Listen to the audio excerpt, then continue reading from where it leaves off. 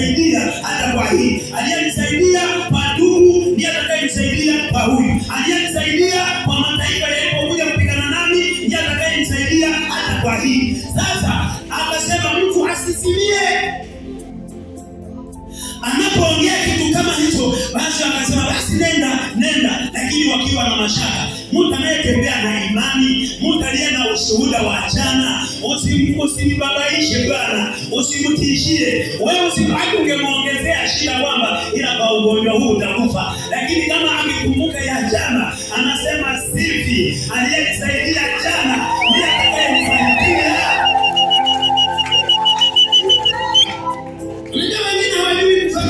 Anaona shida, mtu amelemewa, ugonjwa huu ndio umetisha, ugonjwa huu umetisha. Unaonaje?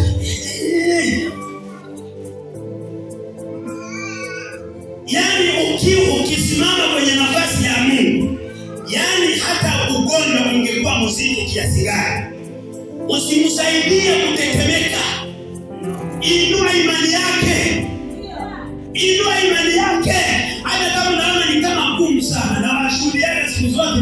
Kuna kijana mmoja tulikuwa tunaombea pepo likadhihirika. Sasa yule mtoto alikuwa anategedeka. Anapoona amezidiwa, anatuacha pale tunaomba, anaenda kukaa kwenye viti.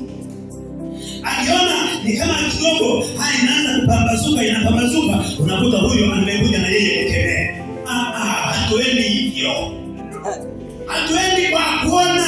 Macho yetu ni ya ndani, jicho letu la ndani linaona. Hata kama mtu kabisa amekonda, Mungu aweza kurudisha afya. Hata kama mtu ana maumivu ya kiasi gani, Mungu aweza kumsaidia. Hata kama mtu yuko kwa namna yoyote, Mungu aweza kurejesha. Imani haiangalii. Hatuendi kwa milango ya fahamu, tunaenda kwa mlango wa imani. Katika kitabu cha Korinto wa pili 5:8 anasema hatuenendi kwa kuona bali kwa imani. Bwana Yesu asifiwe. Amen. Ukitumia milango mitano kwenye shida, ile shida. Hatuendi kwa milango ya fahamu. Mambo ya Mungu hayaendi na milango ya fahamu. Mambo ya Mungu yanaenda kwa macho ya ndani ya rohoni. Hayaangalii. Yaani mtu wa imani, yaani kama hata ingekuwa zito kiasi gani. Unashangaa mtu mwingine ndio amekuja na magongo, anatokea pale. Alafu wanaanza kuwaza wengine kwamba ili mchungaji atafanyaje? Alafu anasema kwamba nimekuja kuombewa. Wanaanza kumhurumia mchungaji. Mchungaji atafanyaje?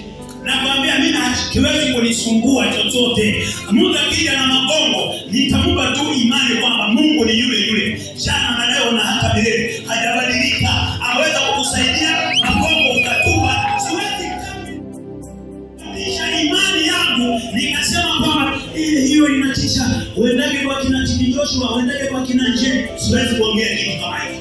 Amen. Siwezi kuongea kitu kama hicho. Na wewe mhubiri mwenzangu, usiingize mawazo ya kwamba hili anafaa fulani. Mungu ni yule.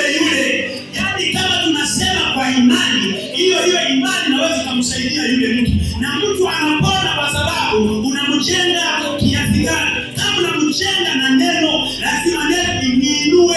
Maana Biblia inasema Mungu analituma neno kuponya. Amen. Sio mtu anayeponya. Yaani ukiingiza tu milango ya fahamu, tayari umepishana na imani. Imani haiendi hivyo. Ametuhurumia.